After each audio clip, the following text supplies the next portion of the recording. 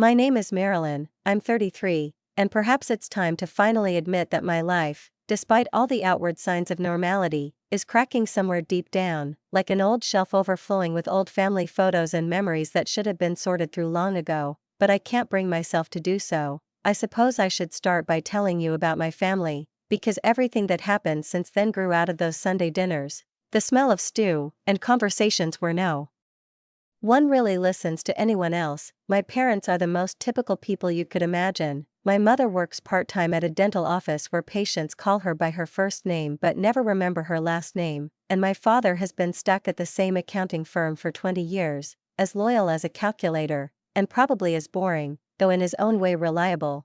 Like an old jacket that has long since lost its shape but still keeps you warm. I have a younger sister, Emma, bright, quick, loud, and a perpetual favorite, who has gotten more attention than anyone else since she first cried, and perhaps deservedly so, since younger siblings always manage to be a little brighter simply because they come after. And before we continue, I want to thank you. I'm so glad you're watching this video on my channel. Please let me know in the comments if you remember anyone in your life when you listen to stories like this, maybe yourself, maybe someone close to you, or just a moment when everything suddenly changed. Tell me the first thing that came to mind.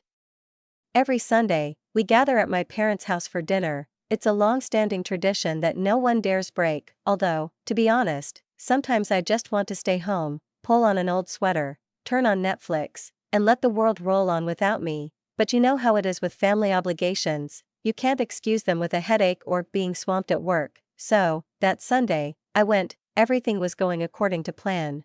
Mom brought her stew, smelling of bay leaves and patience. Dad complained about his golf game, insisting he'd just been unlucky with the wind, and Emma, as usual, was glued to her phone, smiling at someone I'd never met. Then suddenly she put the phone down, her eyes lit up as if someone had turned on a light, and she began to practically bounce on the spot, like a girl about to reveal an unsolicited secret.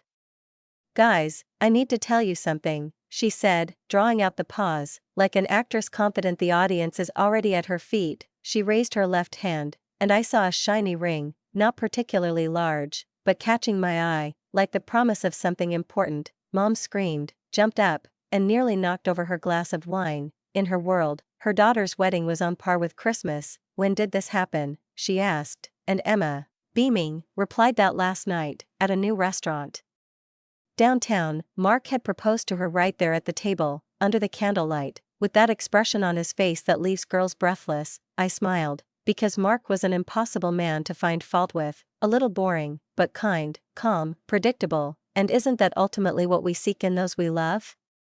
I walked up to Emma, hugged her, and told her I was happy for her and that, of course, I hoped to be her bridesmaid.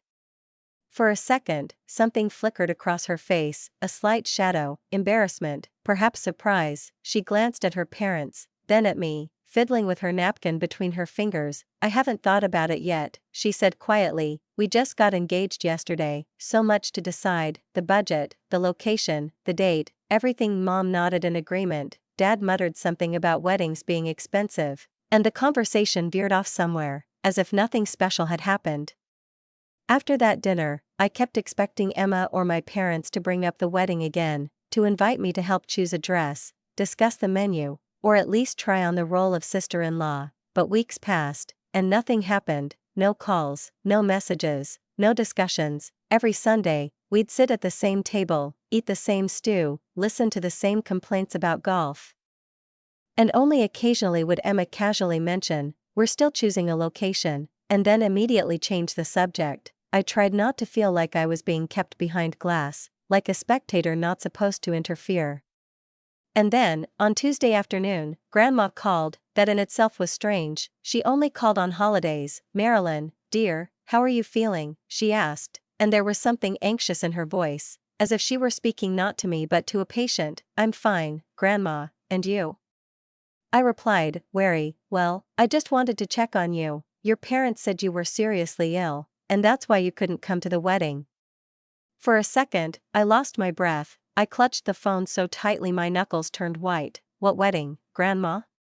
I asked, feeling a cold wave rise from my stomach to my throat. There was silence on the other end. "What wedding, dear?" "Emma's wedding, it was last weekend." In that moment, everything inside me collapsed. I realized that no one, not mom, not dad, not Emma, had said a word to me. I'd simply been written off, like an unnecessary line. My grandmother was silent, then quietly said, "Oh my God, Marilyn, I don't understand, this is nonsense." After talking to my grandmother, I simply sat in the car in the office parking lot, unable to feel the seat, the steering wheel, or even my own body, as if everything around me had become thick, like the air before a thunderstorm. When your heart already knows the blow is about to come, people walked by with coffee in their hands, some laughing, some talking loudly on the phone, but I sat there with the phone in my hands, feeling as if everything inside me was shrinking to the point where there was no air, no thoughts, only dull bewilderment. Then my fingers seemed to find Instagram, the app one usually open once a month to scroll through other people's breakfasts, but now I needed to see, with my eyes, not my mind, proof that my grandmother wasn't crazy. I searched for Emma's name, and sure enough, it popped up first. Opening her profile, I almost immediately saw photos that pierced my chest like a blow: a white dress, sunshine, smiles, happiness, and all without me. Emma in a dress as light and precious as a whisper, Mark in a perfectly tailored tuxedo, her hand on his shoulder, and their laughter, confident, carefree, alien. I scrolled through the photos, one after another, and with each new one, my heart seemed to lose its rhythm. Mom was crying with joy, holding a bouquet. Dad was walking next to Emma along the red carpet, his face beaming with pride. The guests were applauding, the children were throwing petals, and finally, a photo of the cake, a giant, multi-tiered, white one, with cream flowers, and everyone was smiling, as if there wasn't a single unspoken word, not a single crack in the world. Under the last photo, Emma wrote, "Mr. and Mrs. Anderson are ready for their honeymoon. Thank you to everyone who made our day perfect." I reread the caption several times until the words began to lose their meaning, and only then did I notice who all this everyone was: neighbors from my parents' street, my dad's golf buddies, women from my mom's book club, cousins I hadn't seen in 10 years, distant relatives from out of state, even my old Aunt Marjorie from California, who usually lives in her chair but managed to fly in. Everyone, absolutely everyone, except me. The longer I looked at these photos, the more it seemed as if someone had cut me out of the frame with a sharp knife and erased the traces. It wasn't that I was the center of the family, but I was a part of it, not a random presence, not an outsider, not someone you can simply ignore, like someone you forget about from college. Everything inside me was seething, my thoughts were straining to come out. My hands were shaking as I turned the key in the ignition. I barely remember the drive to my parents' house, only that the sun was blazing in my eyes, and my insides were buzzing with anger, as if I'd been thrown into scorching water. I stopped at their house without even turning off the engine, got out, and walked straight to the door, my legs numb. I didn't knock, just walked in, like I always had. Uninvited, because this was my house, damn it. "Marilyn?" I heard my mother's voice from the kitchen. "What are you doing here? It's not Sunday." She came out, wiping her hands on a tea towel, and the moment our eyes met, I saw her face change, as if the lights had been turned off. She understood. "Why wasn't I invited to Emma's wedding?" I asked, trying to keep my voice even, but it still broke. Mom turned pale, lowered her eyes, as if suddenly remembering she'd forgotten to turn off the oven, and, looking at the floor, whispered, "Marilyn, let me explain." "Dad!" I shouted, "Come here." My father appeared from the living room, irritated, looking like a man interrupted from the evening news. "What's going on?" he asked. "Tell me why I wasn't invited to Emma's wedding." He froze, then looked at Mom, and they exchanged glances, that look when words are unnecessary because everything has already been decided, and they both know the truth won't be spoken even if their mouths open. "Marilyn," Mom finally said softly, as if trying to coax a child from crying, "you know you don't like big parties, noise, crowds. We thought you'd be uncomfortable, that maybe you yourself wouldn't want to." "Are you seriously saying that?" I felt my legs buckle. "Did you decide for me that I don't want to go to my own sister's wedding?" "Well, you never showed any interest," Dad interjected, shrugging slightly, as if he were addressing some misunderstanding not worth arguing about. "We talked about plans, but you just didn't respond." I laughed, but it came out ragged and dry. "Not responding?" You haven't spoken to me at all. I raised my voice. 4 months. I waited for someone, anyone, to say a word to me, but you all acted like nothing was happening. Mom turned away again, and I saw her shoulders tremble, not from guilt, from fear of a scandal, from the desire to return everything to the bounds of propriety, as if a simple sorry could fix it. And I stood in the middle of the kitchen, where everything smelled of cinnamon and fried onions, and I realized that of all the people in this house, I was the only one who didn't belong here. Mom sank heavily into a chair, as if her legs had suddenly given out, and for the first time, I saw in her not the confident woman she was accustomed to, but someone tired and confused, as if she had finally realized that the familiar family scenarios no longer worked, that her neat excuses no longer hid any care, logic, or love. "Marilyn, you have to understand," she began, her voice trembling. "No," I interrupted her, "I don't need to understand anything, just tell me the truth, the real truth, without all that soft wrapping." Dad, who had been standing by the refrigerator this whole time, looking as if he were searching for answers to life's questions, crossed his arms over his chest and let out an irritated sigh. "Fine, you want the truth?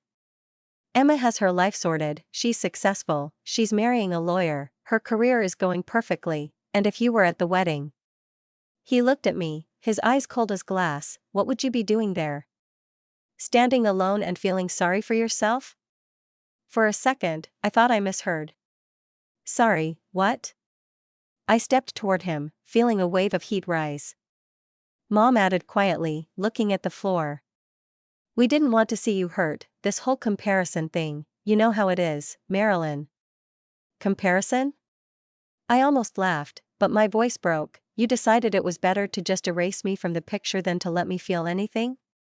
"But you invited Sarah," I added, thinking of our cousin, a woman in her 40s who always complained about being alone. "She's older than me, and she's also single."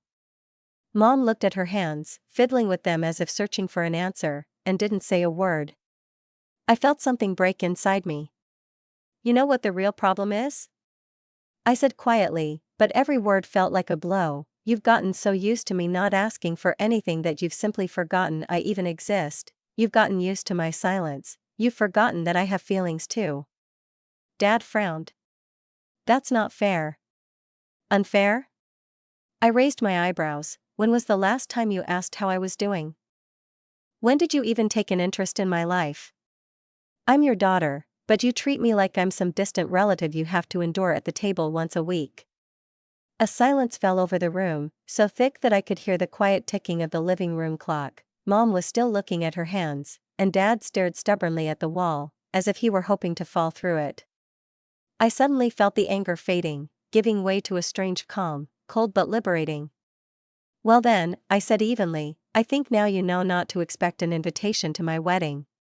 Mom looked up and gave a tight smile. "Marilyn, dear." Dad snorted and, not hiding his grin, said, "I don't think there's any need to worry. Let's be realistic, you're unlikely to ever get married." I looked at them and knew there was no point in arguing. They'd long ago created a version of me that suited them, a perpetual loner, a hard worker without a family, a shadow against which Emma shone even brighter. "We'll see," I said, keeping my voice low, and, feeling every fiber of my being screaming for me to leave, I turned and walked out. The drive home passed in a blur. I drove along familiar streets, but everything seemed foreign, even the trees that had always seemed kind. I caught myself thinking that not only did my parents not know who I was, they didn't even want to know. I remembered how a year ago I'd gotten a promotion to deputy director at the company where I'd worked for almost 10 years. It was a huge event. I bought champagne, thinking we'd open it at Sunday dinner, but when I tried to start a conversation, Emma interrupted me with a story about her project, and Dad immediately steered the conversation toward mortgage rates, and the moment dissolved like sugar in tea, so I stopped trying. Then, 8 months ago, I bought an apartment, my first, in a quiet, leafy neighborhood, with windows overlooking a park and the sunny kitchen I'd dreamed of since I was 20. I wanted to tell my mom about it, to imagine her smiling and saying she was proud of me, but as soon as I opened my mouth, the conversation turned back to Emma. She had a new project, a new client, a new crisis. And then there was David. None of them knew about him, even though we'd been dating for several years. We met in college. Back then, I thought he was just a nice guy you could talk to about anything, only later did I learn that his father owned the very company where I now work. When I met David again, 7 years ago, he already held a serious position, but remained the same attentive, gentle man, with that same look in his eyes that always made me feel at peace. 6 months ago, he proposed to me, simply, without fanfare, on a walk by the lake, where leaves lay on the water like gold coins. I said yes without hesitation. We've been engaged ever since, 6 months, and no one in my family even noticed the ring on my hand. They saw me every week, sat across from me, but their gaze slid past me, as if I'd become part of the furniture. I'd drive home, look at my reflection in the rearview mirror, and think that maybe they simply couldn't see me as a woman with a life, a job, a love. Maybe they needed me to remain in the background, comfortable, quiet, unnoticed. But now, after all this, I wasn't going to be in the background anymore.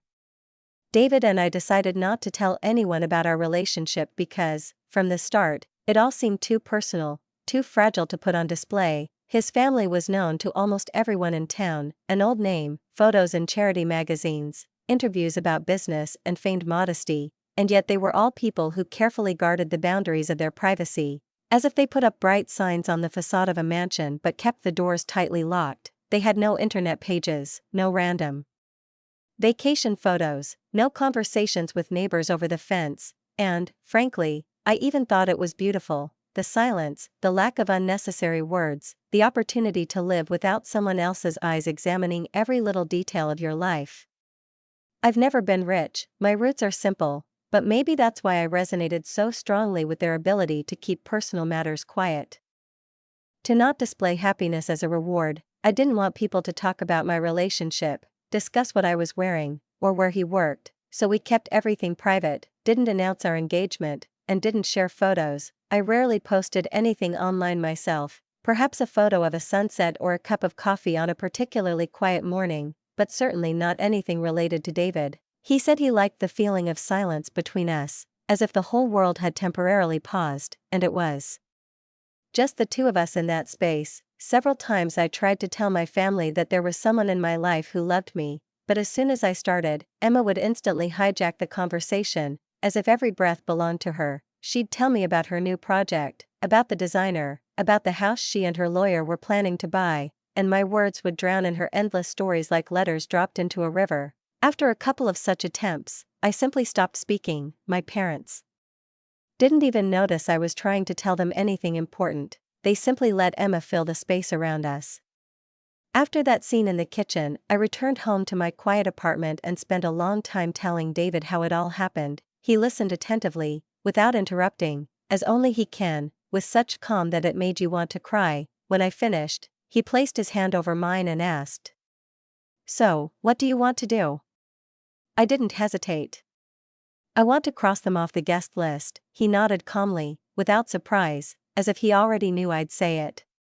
"I think that's right. After what they told you, they don't deserve to be around on this day." We wanted a small wedding anyway, just the closest people, about 30. David's parents paid for the ceremony, and I still couldn't quite believe how generous that was. His mother and sister handled every detail, as if it were their own celebration, but they never overstepped their boundaries or tried to control me. On the contrary, they constantly asked how I wanted, what I wanted. This was something new for me, almost shocking, since I was used to indifference from my family, not participation. The next day, I called my grandmother, my aunt, and my 2 cousins on my mother's side. They were the only relatives with whom I truly wanted to share the joy. I sent them invitations 2 months before the ceremony, with white envelopes and gold ribbons, and when my aunt called back, her voice rang with joy. "Marilyn, this is so exciting. I didn't even know you were dating." I smiled, holding the phone to my cheek, feeling a strange warmth spreading inside. "We've been together for a long time, we just like to keep things private." "Well, I'm incredibly happy for you, darling," she said. "This place you invited us to looks magical in the photographs."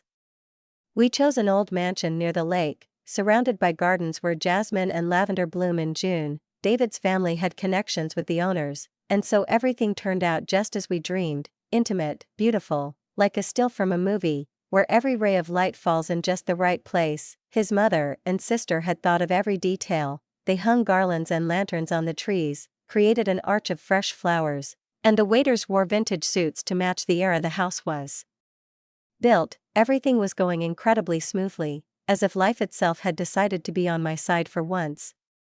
But a month before the wedding, the phone rang. I glanced at the screen and felt my stomach freeze. Mom. For a long moment, I just stared at the name, wondering if I should hang up, but finally decided it was probably time to end it. Marilyn, came the voice on the other end before I could say a word. Your father and I are in complete shock. How could you not invite us to the wedding? I exhaled, fighting back a shudder. Mom, I told you not to wait for an invitation. You were there when I said it. We found out by accident, she interrupted, her voice shaking not from tears but from indignation. We saw the invitation at your grandmother's. It's impossible. It's possible, I said calmly, it's my choice. You can't be serious, Marilyn. We're your parents. Emma's your sister. And that didn't stop you from banning me from her wedding, I reminded her. Marilyn, please, her voice suddenly softened, we can work this out. I just made a mistake back then, we're family, you know that. I remained silent, because at that moment I suddenly realized, she wasn't asking for forgiveness, she simply didn't want to be excluded from a celebration where she wasn't the center of attention. I don't think there's anything to settle, I said quietly. There was a breath on the other end of the line, then a short, don't do this, Marilyn. I hung up. About an hour after I hung up, the phone rang again, and I already knew who it was. The name on the screen was like an icy arrow, Emma. I closed my eyes for a second, exhaled, and finally answered. Marilyn, what the hell? Her voice was, as always, too loud, too confident, as if the whole world should stop and listen only to her. Why didn't you invite me to your wedding? What kind of normal sister does that? I didn't answer, I simply parted my lips, heard my own breathing in the silence, and then, unable to bear it any longer, pressed end call, and that was it. No explanation, no justification, no attempt to defuse the situation. For the first time in my life, I decided I didn't have anything to prove. A few days passed, and suddenly my cousin Marie called, a little nervous, a little guilty, like someone who had just brought news that would definitely make someone worse. She said she'd mentioned my wedding at a family dinner, that it would be a small ceremony, about 30 people, and that all the invitations had already been sent out. She said. Emma nearly choked. You know what she said? Marie spoke quietly, as if embarrassed to repeat herself. She said, they're throwing some cheap, pathetic wedding in someone's backyard. It's so embarrassing. There were 150 people at my wedding, and Marilyn had 30, they probably just couldn't afford anything better. I listened to this and felt a strange, viscous relief, as if Emma, in her own words, had confirmed everything I'd known about her from the very beginning: arrogance, self-assured superiority, and inability to see beyond the glitz and glamour. After Marie's words, I felt calmer than I had in weeks. I had chosen my path, quiet, stubborn, honest, and it had finally separated me from them. The wedding day arrived, and, as luck would have it, it turned out to be perfect, as if the heavens had decided to apologize to me for all the past grievances. The sun shone just right, not hot, but warm. A gentle breeze rustled the rose petals on the arch, and the air smelled of lavender and fresh wood. The mansion, bathed in soft light, looked like the set of an old film. Every garland, every candle seemed part of some quiet miracle. All 30 people who came were exactly who I wanted to see. No random faces, no strange smiles. My grandmother cried during the ceremony, but they were tears of joy, not sadness, and when she came up to me afterward, her trembling fingers touched my face and she said, finally, you're truly happy, Marilyn, I can see it. My aunt, a woman with a soft voice and a steely character, raised a toast at dinner and said that maybe family isn't about those who are related to you by blood, but about those who don't look away when you're going through hard times. Her words stuck in my chest. My cousins laughed, helped me straighten my dress, took hundreds of photos, and for the first time in a long time, I felt part of something kind, alive, and real. I didn't publish a single photo, it wasn't my style, and frankly, I didn't want to share it with the world that had once hurt me, but my cousin Marie couldn't resist posting a few photos on Instagram, the ones where David and I are standing by the arch, with the mansion shimmering with lights in the background. I didn't mind, let a little happiness seep out. But, as it turns out, happiness doesn't live long in silence. A couple of days later, my phone started going crazy. Dozens of calls, messages, notifications. Among the missed messages, Mom, Dad, Emma were displayed on the screen. I didn't answer, but the lock screen was merciless. It displayed the first lines of the messages like drops of poison. "Why didn't you tell us about your rich fiancé?" Emma wrote. "You've embarrassed us in front of the whole town." Mom added. "Call me back immediately," Dad demanded curtly and rudely. Curiosity finally got the better of me, and I went to Marie's Instagram to see what they'd seen. There, among the dozens of likes and kind comments, were indeed the photos, me in a white dress, David next to me, his parents a little further away, and then it all became clear. Anyone who had lived in our town for even a few years immediately recognized David's father, Mr. Reynolds, the owner of several companies, a philanthropist, a man who was friends with the mayor and sat on the university board of trustees. His name was regularly in the news. He was the epitome of success, and now my whole family suddenly realized who I'd married. They went crazy, especially my mother. She started posting long messages on Facebook, one after another, day after day. In them, she wrote about how a loving daughter betrayed her family, how I made my father suffer by depriving him of the opportunity to walk me down the aisle, how I forgot who gave me life. Her texts were both a complaint and a performance, full of tears, pathos, resentments, and caustic little phrases designed to elicit pity from neighbors and book club friends. I read the first couple of posts, then simply stopped. It was too vile, too predictable. But David's father, a man for whom the word reputation was not an empty phrase, noticed all of this. One evening, David sat down next to me on the couch, looking slightly worried, and said, "My father wants to call your parents. They're writing about you and our family on social media. He says he won't tolerate it anymore." I felt my chest tighten. "What?" I asked, even though I knew perfectly well he wasn't joking. "He thinks we need to put an end to this," David continued, "and you know him, arguing is pointless." And I knew, because Mr. Reynolds was one of those people whose calm is more frightening than any scream. I remember that day all too clearly, as if the air were thicker then and every minute seemed like a thread. My grandmother, as soon as she heard the news from me, burst into tears, but not the kind of tears that pierce your heart, but the quiet, bright tears of an old woman who suddenly felt a renewed sense of meaning in everything happening around her. She said she always knew I would be a wonderful mother, that my child would grow up with the love and peace that had once been lacking in our family. I smiled then, stroked her hand, and my chest trembled with tenderness mingled with fear, for a new life was already beginning within me, and behind me lay the legacy of everything I had tried to escape for so long.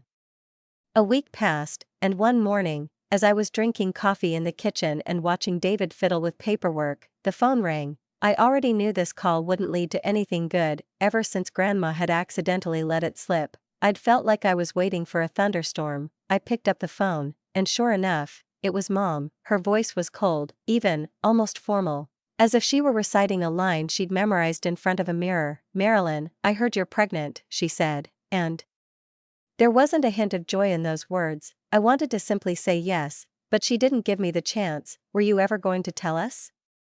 Or are we going to have to find out everything from strangers again?" she continued, with that same stubborn insistence I'd come to know all too well since childhood. I took a deeper breath than I needed to and said I hadn't intended to hold a press conference, that I'd only told Grandma because I trusted her. There was a pause on the other end, then Mom let out a short, nervous laugh. "So you still think of us as strangers, huh? Even now that you're having a baby?" I remained silent, and then she said something that really hurt. "Do you even realize that this child is part of our family too? And you can't just erase us from your life like you think you can." I hung up because I knew things would get worse.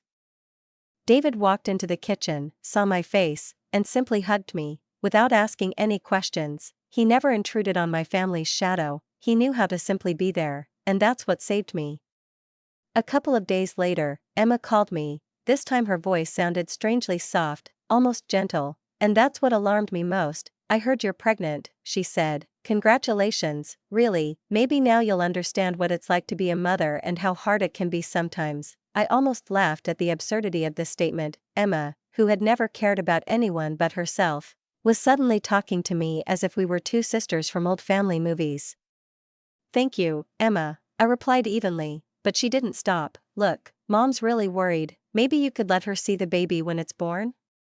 Just think about it, it would be the right thing to do." The word right rang out like a gunshot. I knew that for Emma, right always meant what was convenient for Mom. I said I wasn't ready to discuss it right now and hung up again.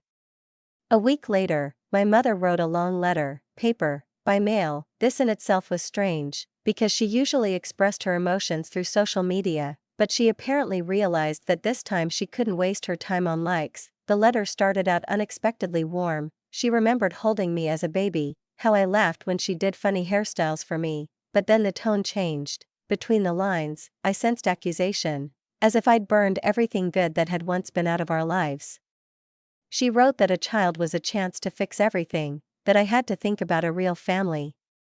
I folded the letter and put it in a drawer, not because I didn't care, but because I knew that if I started replying, I'd fall back into their old game where it was always my fault. The months passed, my belly grew larger, and I began to feel like there was still a place of peace inside me. Despite the past, David often placed his hand on my belly and whispered that everything would be okay, and I believed him. But one day, when I returned from a doctor's appointment, Emma was standing at the door of our house. Without warning, without calling, she simply stood there, hugging herself, as if afraid of falling apart. "Marilyn, I couldn't keep quiet any longer," she said. "Mom doesn't sleep at all, she cries all the time, she says she wants to see you at least once before it's too late." Her voice trembled with genuine fear, not pretense. I looked at her tired face, and for the first time in a long time, I felt not anger, but a strange pity. I said I'd think about it, and closed the door. Then I sat in silence for a long time, listening to the baby stir within me, wondering if it was even possible to start over in this life, when the past knocks on the door even when you've locked it tight. A few weeks later, a package arrived at my apartment. Inside were tiny hand-knitted baby booties and a photograph of my mother sitting in a chair, knitting. The small blue threads, carefully woven by my mother's hands, carried something strangely personal, not just an apology, but a tiny hope, hidden in the soft wool. I caught myself returning to that box with my eyes, as if it were calling to me. Though I diligently pretended not to hear, I didn't know what was more powerful within me, anger, resentment, or a longing for those times when we could still sit at the same table without venom in our words and without this endless struggle for attention. That evening, when David turned on the living room lamp and the house filled with warm amber light, I took out the photograph again. In it, my mother was sitting in her old chair, the same one that had stood in the corner of the living room my whole life, knitting. Her face was focused but soft, her gaze a little tired, like someone who had realized everything too late. I looked at that face and tried to remember the last time I saw it, not contorted with irritation, not icy disappointment, but simply calm, probably when I was about 10. "She tries, you know," David said, gently touching my shoulder. I nodded, but my insides sank, because I knew all too well what my mother's attempts were. They always began with beautiful gestures and ended with reproaches, as if any kindness from her came with strings attached in fine print. A few days passed, and I almost stopped thinking about it until I saw that Facebook post. I was just scrolling through my feed aimlessly, and suddenly there was her photo, a familiar smile, slightly tired eyes, the same backdrop of our old kitchen, and underneath it, the caption, "So happy to be a grandmother of 2 little ones. My wonderful daughters make me the happiest woman in the world." I reread it several times, and each time my heart beat more slowly, as if trying to decide whether to be happy or afraid.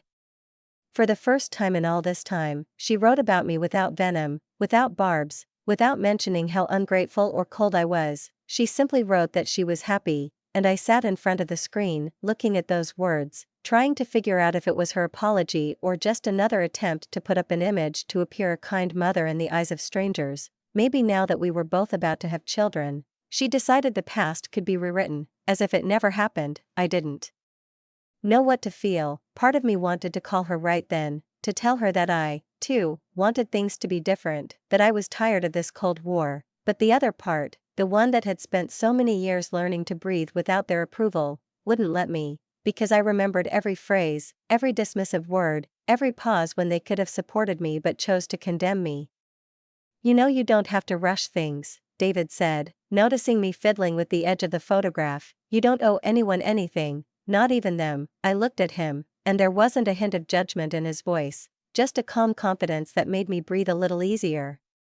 My grandmother, when I visited her a couple of days later, said, "Marilyn, people get old, and sometimes they need time to realize they were wrong. Give them that chance, honey." I didn't answer, because, frankly, I wasn't sure I wanted to give them the power to hurt me again. Sometimes I think all I really need is peace, for a child to grow up in a home where there's no screaming, where a mother doesn't hide her tears behind smiles, where love isn't measured in positions and gifts. I want my son or daughter to know that family isn't those who call you blood, but those who are there when you're scared. And yet, when I take out that photograph again, when I see Mom looking at the threads from which tiny booties are born, something still resonates within me. Maybe it's hope, maybe it's just weariness, maybe I truly want to believe that someday we can meet without old grudges between us. I'm not going to call them first, I'm not going to open the door again if there's only expectation and pain behind it, but if one day they knock on their own, for real, without play, without lies, maybe I will open it, not for them, for the child, for at least one story in our family to end not in silence, but in something resembling peace. For now, I simply put the photograph back in the drawer, put the booties on top, and close the lid. Let them lie there, let them bide their time.